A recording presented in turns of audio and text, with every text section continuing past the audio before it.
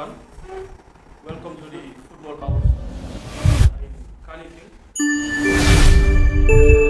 Press conference where head coach Johnathan McKinstry will unveil his final squad for the next two AFCON Cup of Nations Morocco 2025 qualifiers.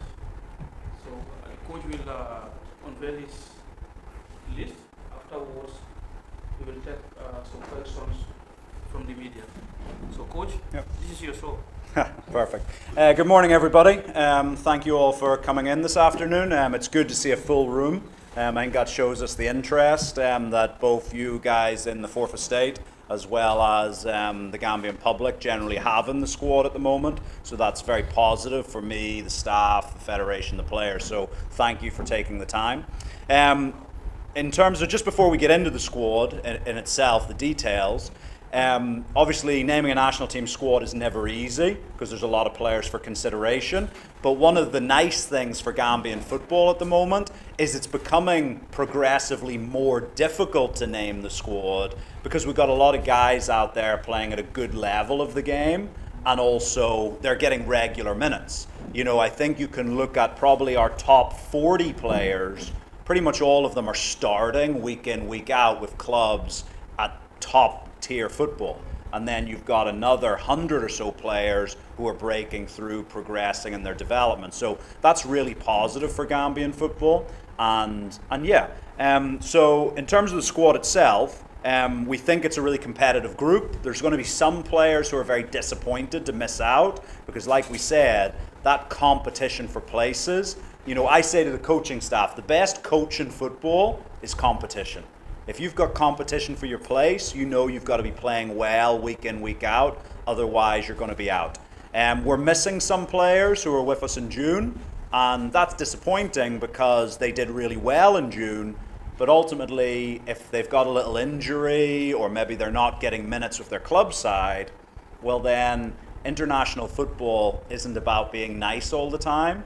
It's about the guys who are performing, who are ready to come and play at their best, because that's the expectation of you in the media, it's the expectation of the Gambian public, and it's also the expectation of us as a coaching staff that we have players playing at their maximum. Okay? So, in terms of the squad itself, we're naming a 24-man list, okay? Which obviously on match day, one will have to sit out because it's 23 on match day, but just for balance and competitiveness, we're naming a 24-man list. Okay? So the goalkeepers, Ibrahima Jarju, Sheikh Sibi, and Lamin Saidi of Real de Banjul comes into the squad this time, so 3 goalkeepers.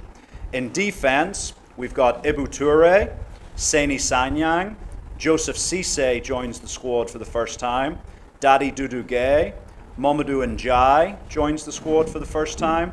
Omar Colley, James Gomez, and Idrissa Cisse.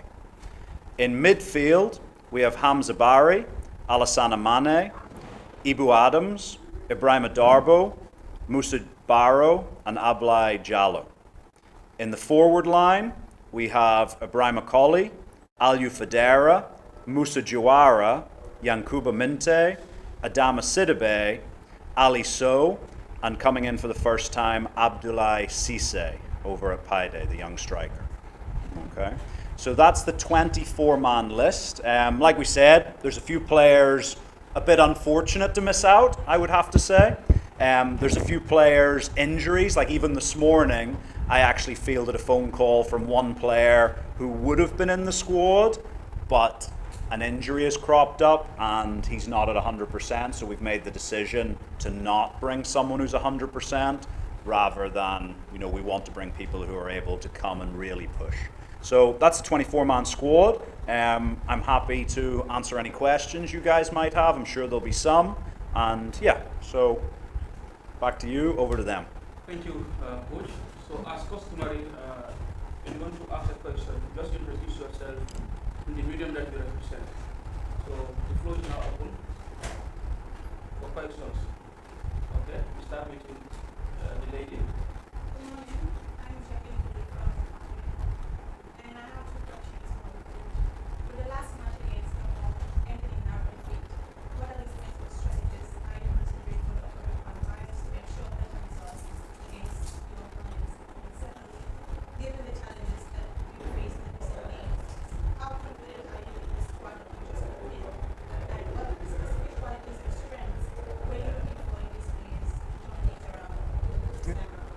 No, thank you very much.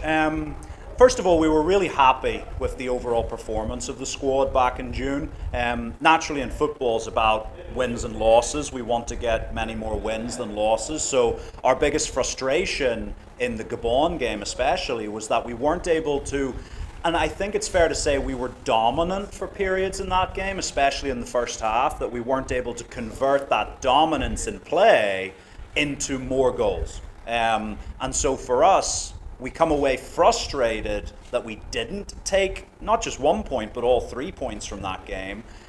But knowing that we've got to go back and we've got to, conversion of chances is a big thing for us, you know. And again, this is a new era that we're trying to usher in with the national team. Everybody, I think, federation, coaches, players, the general public were agreed that we wanted to see a more front foot, you know, more aggressive, more positive national team approach.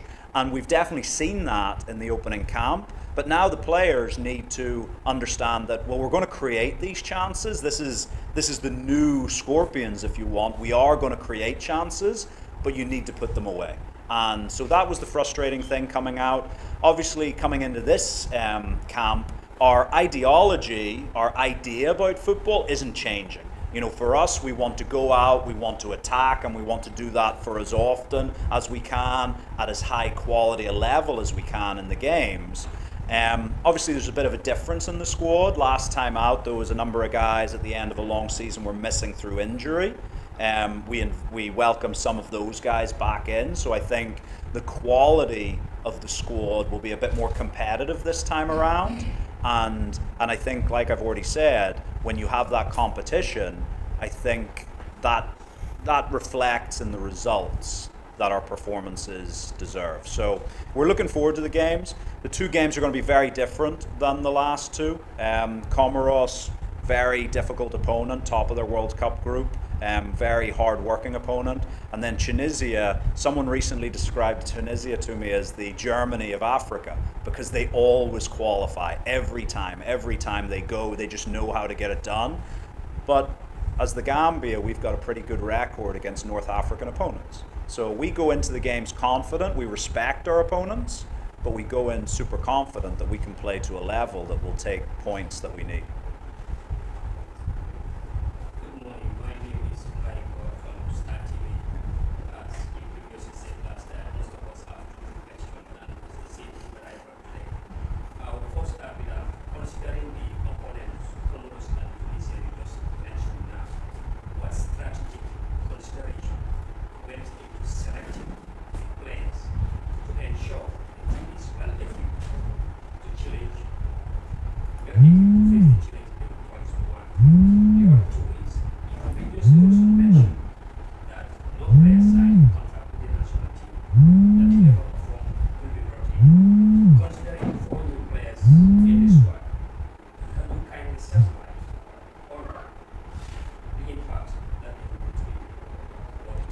Yeah, absolutely. So I think in terms of strategy, I hope you'll forgive me for not, laying out a PowerPoint presentation on that for you, because we want to have some surprises for our opponents coming up. They're two very different games. Comoros are a team who are extremely hard-working. They're extremely together. They are reasonably direct as a team. They don't play too much tippy-tappy football. They like to go forward quite quickly. They make good runs from deep.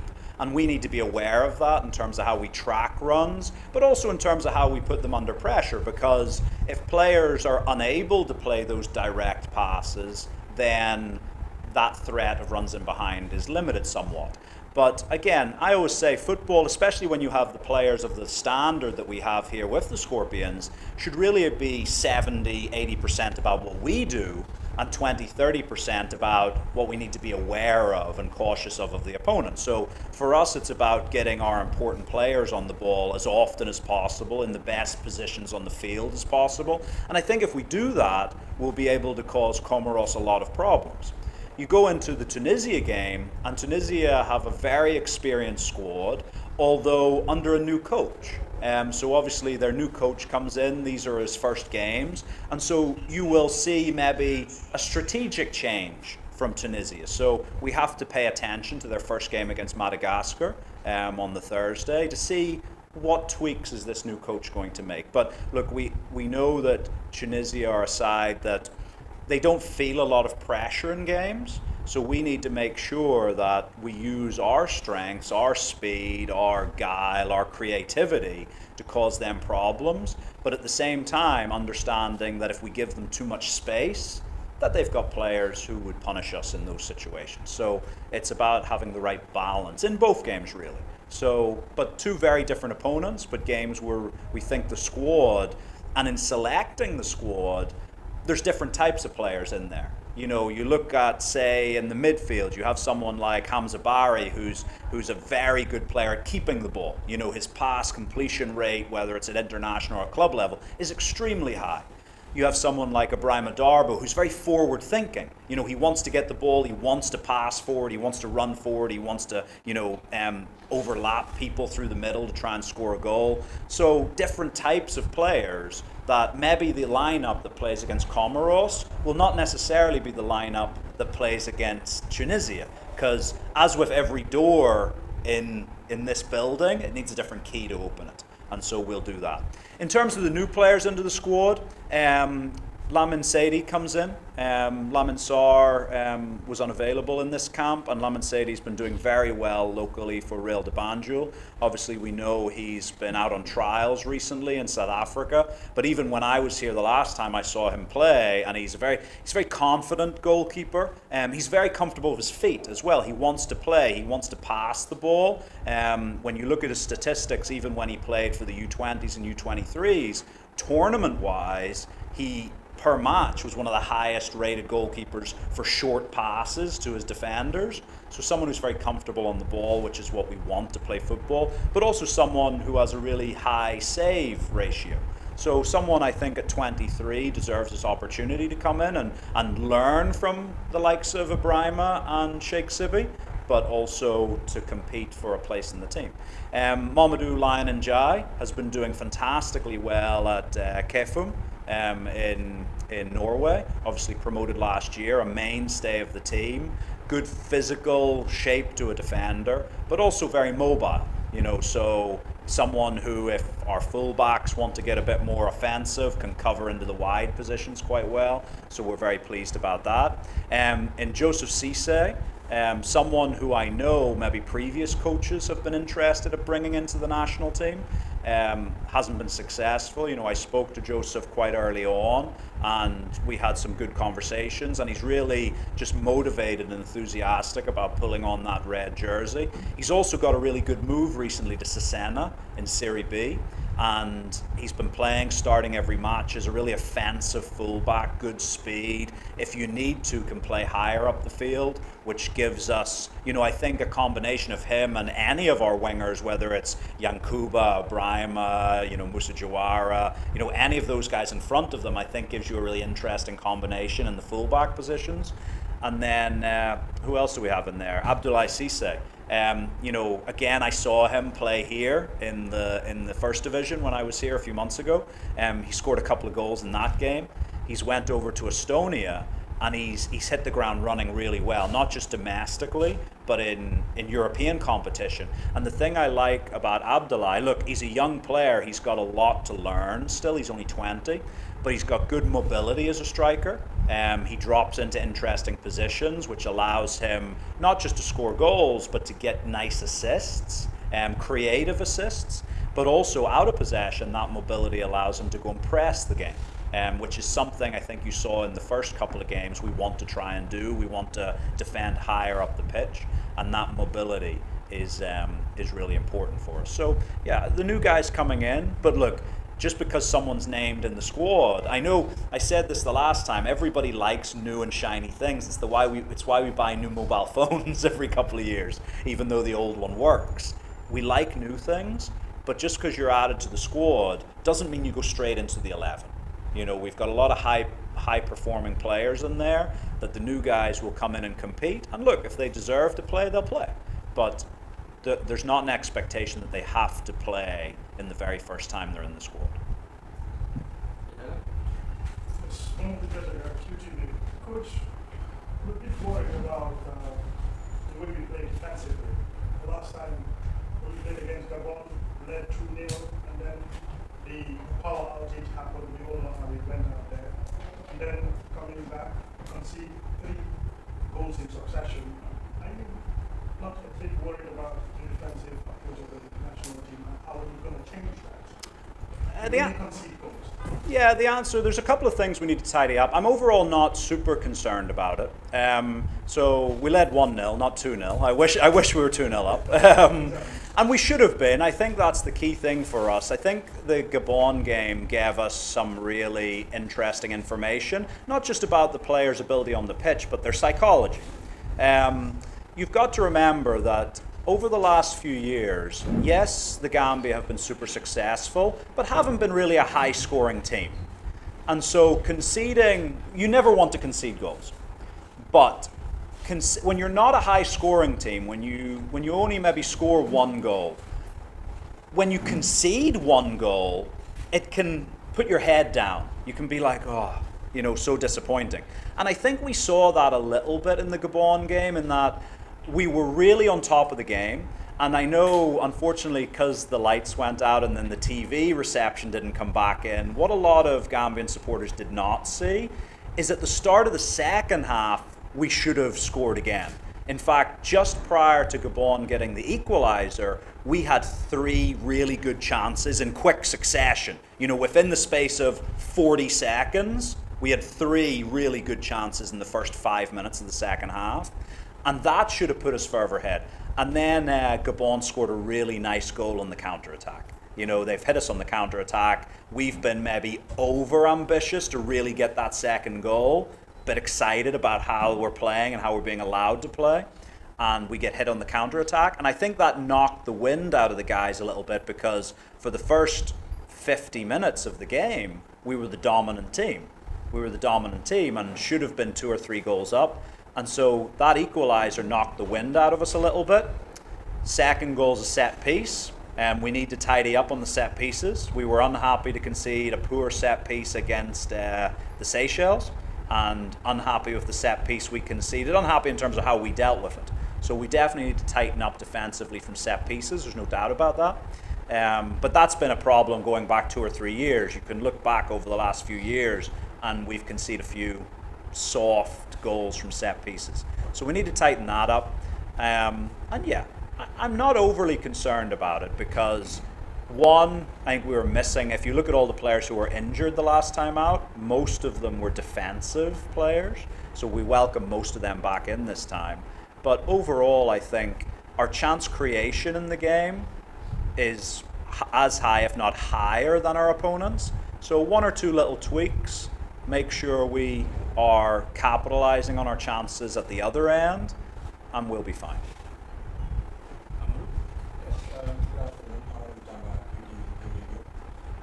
Coach, you selected a player from the National League Division 1, that is Mohamed Sedi, with a very good goalkeeper.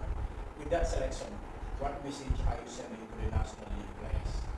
The second question is, you had faith in Abdoulaye Cisse, who has been doing so well for Real Madrid, when you Friday and put his word, because he has been an absolute goal-scoring striker. But another striker who has been in recent very good form for Notts County is Alassane Diatta. In his past 3 games, he has scored 3 goals and contributed an assist. That's a 4-goal contribution. What led to his selection from the squad? Yeah. So I think in terms of, for the local league here, for the first division, I spoke to you the last time when I came in the press conference about levels. And so there's no doubt that I think everyone understands that the level here, we've got some fantastic players, but the league is quite a young league. Yeah? So most of our players who are really excelling in the league are the young guys, and then they get their opportunity, like Abdoulaye Cisse, as you've mentioned, to go outside. You know, even at the other end of the spectrum, someone like Yankuba Minte, who, you know, played locally, then went to Odense, and then, you know, and now in the Premier League. So that acceleration through the levels happens quite quickly for Gambian players. You know, like even, I'm not going to go into names, but what you guys maybe don't know is 2 young Gambians signed for Premier League clubs in England this week. So they're young guys. You'll not see them on the pitch for a few years, but two of our guys, our youngsters, signed for Premier League clubs. So the acceleration from playing locally here in the Gambia to the very elite level of world football is a real fast ascent for some of these guys. But what that means is we do lose a lot of our talent very early on from the league. But for the guys who are still here, if you're performing well and if that opportunity, that space opens up in the team, then I've got no problem. I've got no problem in giving players that opportunity. Now, in certain positions, it's going to be easier than others because let's look at Lamin Seidi's opportunity. In goals, we don't have that many goalkeepers playing globally. You know, I think we've got now, we've got a goalkeeper who's just signed for a Scottish team. We've got 4 goalkeepers playing professionally, which means if there's 1 or 2 injuries, we've got to look maybe into the local league. Whereas at centre forward, which we'll get onto in a minute, we've got about 15 number 9s playing professionally around the world. So to get into the Gambian league takes a bit longer in terms of selection. But if the opportunity's there and we think you're the best option, we'll call you up. There's no problem with that. Yeah. In terms of the centre forward position, look, Alassane Jatta is a player we've watched very closely. He was we actually considered him for the June camp last year, but he was injured at the end of last season. He obviously started really well at Notts County, but then from April through to the end of the season, I think from the 3rd of April to the end of the season, he didn't play at all because he was out of the team. And so that meant we couldn't bring him in June. We start this season and he's done really well, and there's 2 sides to this. One, different types of players. Abdullah and him are quite different strikers. You know, Alassane is quite a point striker. You know, if you look at most of his goals, they're crosses, and he's a box finisher. You know, he's someone who in the 6-yard box, one touch, head or foot, you know, will score the goal with those whipped in crosses from the flanks. That and from corner kicks a big threat. Whereas Abdullah is a little bit more mobile, gets involved in the build-up play earlier in the game. And we just felt for these games in particular, that mobility in attack was a little bit more important than the point striker in terms of that. The other thing that maybe you're aware, maybe you're not, the FIFA rules say that we've got to send our invitations out to clubs 15 days before players are expected to travel. 2 of those 3 goals and 1 assist were scored after that happened. So actually the invites went out and then Alassane hit form in terms of scoring goals and getting assists. So there's that. Now, does that mean we can't invite a player late? No, absolutely. We could invite a player today if we wanted, but the club could turn it down. And obviously Notts County have games because League 2 doesn't break for the international window. So he's someone who's doing very well, and we've watched the games. I'm really super pleased with how he's doing, and you know, if he keeps doing that, I see him getting, you know, an opportunity in a red shirt before too long. Yeah, I think I'm going to already ask you a question. That is from Alassane. Okay. Yes. Seems like usually at the heart of Sorry. Yes. Let's follow the protocol. Yeah, and it's said first. But when you are doing also, please introduce yourself. So it was said was supposed to say. Thank you very much. I'm Seki Dangi from South. Coach, you are embarking on a very, very demanding journey. The predecessor African was 2 previous AFCONs. You are facing a very difficult group and teams, basically, that could be bogey teams, including Goalkeepers. And as of now, what are some of the mental strategies that you should put in place in order to make sure that you take us to another AFCON, because that is the minimum requirement. The second one maybe is a bit away from what you have gone through, but it is refereeing decision, because we've seen the last time against Gabon. These are things that coaches do not want to talk about in public. But let's say the second Gabon, who somebody can say was an evident offside plus some of the other decisions. These are things that happens all over Africa, particularly playing against the North African teams who always have that connotation that some of the refereeing decisions go in their favor. And in terms of mental preparedness to your players, in order to be very much ready for some of these supposed decisions that can go against them, but are some of the things that they are working on to remedy that situation. Yeah, so I think for us going into these games, look, we've got a tough group. There's no doubt about that. You know, Madagascar, Comoros, and Tunisia is a tough group. it's easy for people to look at a team like Comoros and say, oh, a small island off the coast of Africa, that a lot of people in the world, maybe if you asked them, wouldn't necessarily know exactly where it is. But I'll tell you what's also true. That's also probably true of the Gambia for a lot of people. If you say, I was watching a game, one of our players, I was watching Ibu Adams play against Derby, or for Derby against Blackburn recently, and I was sat beside another international manager at the game, and genuinely he asked me, where is the Gambia? You know, so I think we should be humble enough not, given that we would question why other people don't know about the great players and the great quality of the Gambia, both as a football nation, as a nation as a whole, we would question if people didn't know about us. So I think we should be humble enough not to have that mental approach to any nation. Beyond that, Comoros are top of their World Cup qualifying group. You know, they beat Ghana in World Cup qualifying. They beat Uganda 4-0 in a friendly game in, I think, October time. And so this is a team that have done extremely well recently. So we need to know that we need to be at the top of our level. But the thing that we have to then remind ourselves that the top of our level is a very high level indeed. You know, you look at where a lot of our players are playing their football. We've got guys in the English Premier League, in Serie A, Serie B, the Championship, the top tiers in, you know, France, in Sweden. You know, we've got guys playing at really good levels, playing, you know, even last night, Ibrahim Macaulay having a standout game in what is possibly one of the most difficult venues to be a standout away player in Istanbul. Yet he can come with that confidence in a pressure game in Europe and be put in what was basically a man of the match performance for young boys. It's about transferring that into the national team. Because if you're not fazed by playing Galatasaray in Istanbul, if you're not fazed by playing Manchester United or Juventus, then nothing here should faze you either. So it's about bringing that, and then for those experienced players, teaching that as well a little bit to some of our younger players who maybe aren't quite at that level yet. So I think it's about bringing that high quality to the squad. And then, sorry, what was the second question? It happens. Like, I've not been too worried about the referees thus far.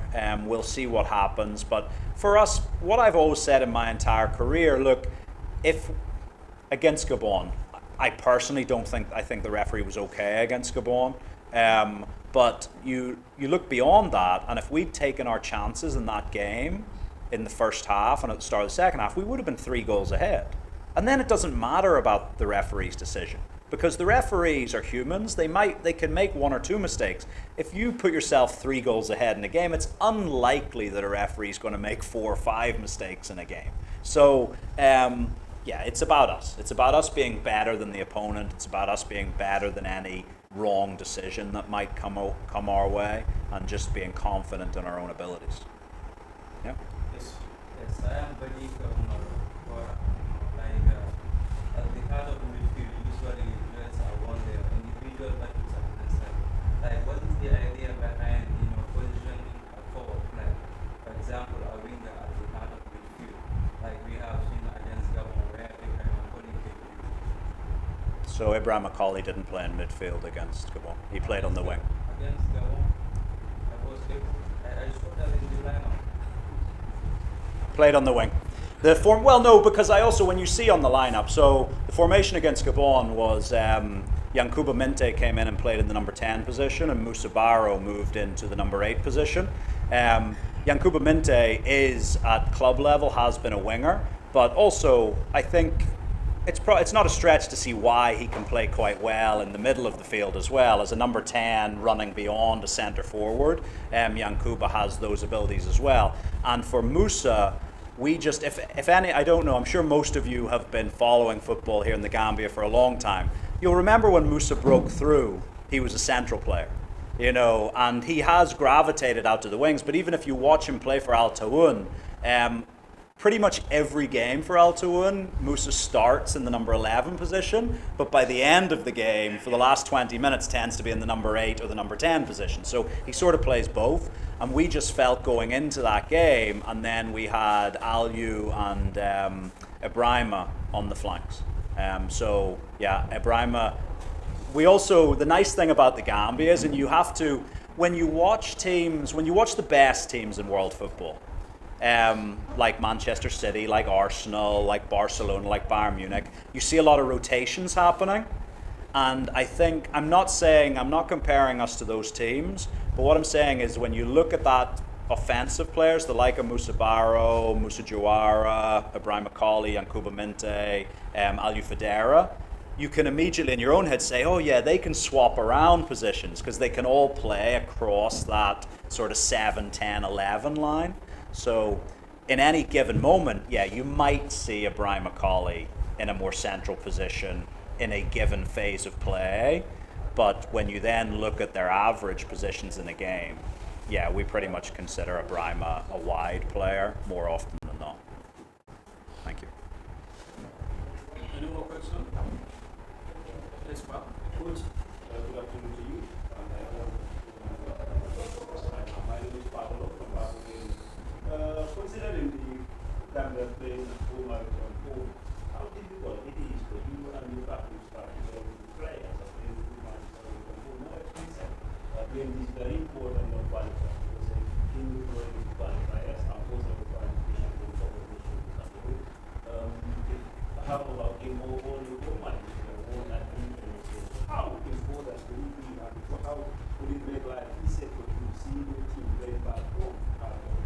Home support will be other for you. Even if you play your extra man and make life easier for you. Look, all the players, the staff, the federation, everybody in this building is extremely hungry for us returning back to the Independence Stadium. There's no doubt about that. You know, home advantage in Africa, it counts even more. Like home advantage in the world of football, if you look at the English Premier League or you look at Serie A, the home team wins about 50% of the time. On the African continent, whether it's in the inter-club competitions or it's in international football, the home team wins 70% of the time, which shows you the huge advantage playing at home has here on the African continent. Now, there's a multitude of reasons. The atmosphere that's created by the home fans, travel logistics, all of these things. So home advantage is huge. So not having that poses a challenge. It makes it harder to win. There's no doubt about that.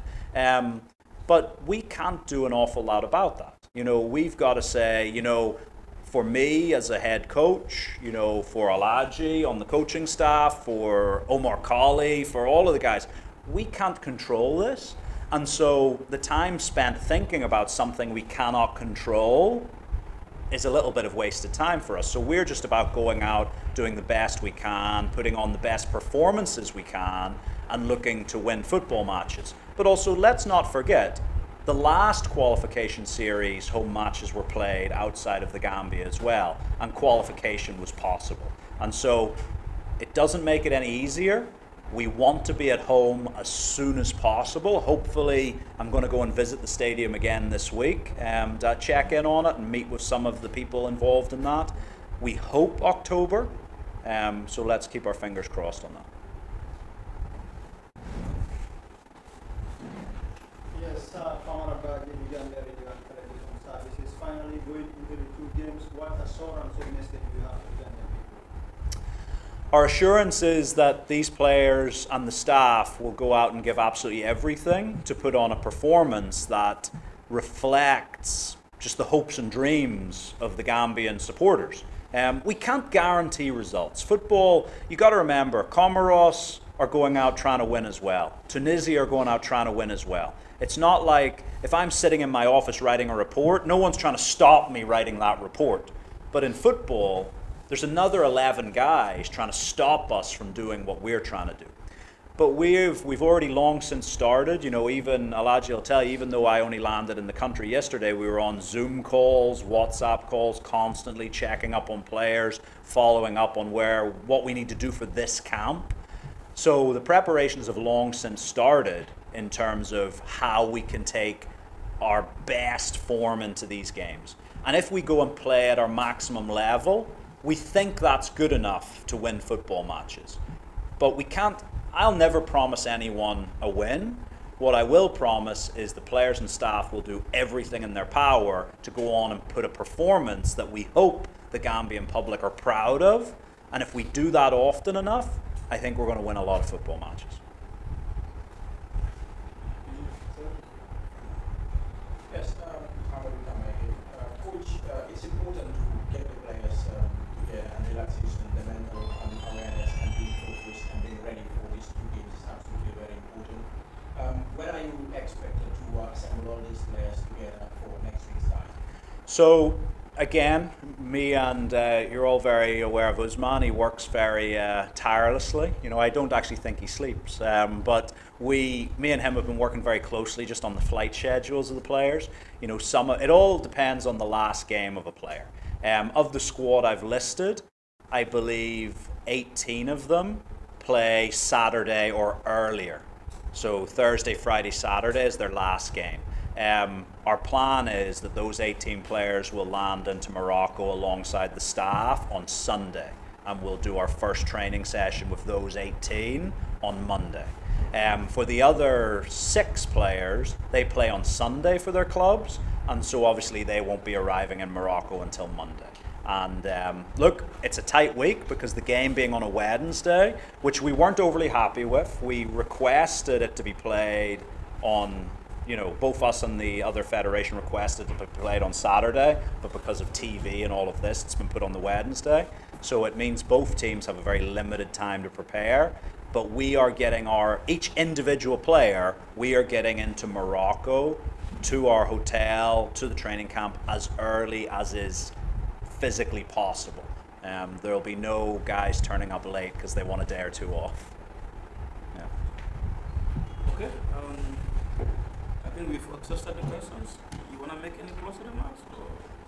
I suppose just one other little thing is, like, I know I'm sort of surprised 1 or 2 questions haven't come up. I sort of have a bit of a game with my staff at predicting what questions will be asked, and I'm not going to ask those questions. And now you've lost your opportunity to. But what I would say is sometimes we are picking the best players who are available to us. Okay? Now, there's a lot of names out there of players who are born abroad, and even some players who are played in the Gambia, who people would love to see given the opportunity. But remember, I am not a prison warden. I don't get to say, hey, you must come and do this. I have conversations. I've got a list of probably, I think it's 8 or 9 players who I've had conversations with this summer who, for different reasons, are not ready to make that step to play for the Gambia. Yeah, someone like Joseph Cisse, someone like Mamadou Ndiaye, were ready. They said, yep, we're ready to come, and when you call us, we'll come. There's other players who, I will tell you, have said to me, we're not interested. And that seems like a longer term answer. And there's some players who are just at the stage in their career who are saying, we're interested, but not today. And so there's a balance. So we're picking the best players who are available to us. If there's a player that supporters or media think, hey, he's doing really well, why isn't the coach picking him? It's probably because he's not available to us. Okay? He's not available to us for one reason or another. Okay? Thank you very much, guys. Thank you very much, guys, for coming. We appreciate your coming. And hopefully, we all are happy at the end of this international break. Thank you. Thank you, guys. Thank you.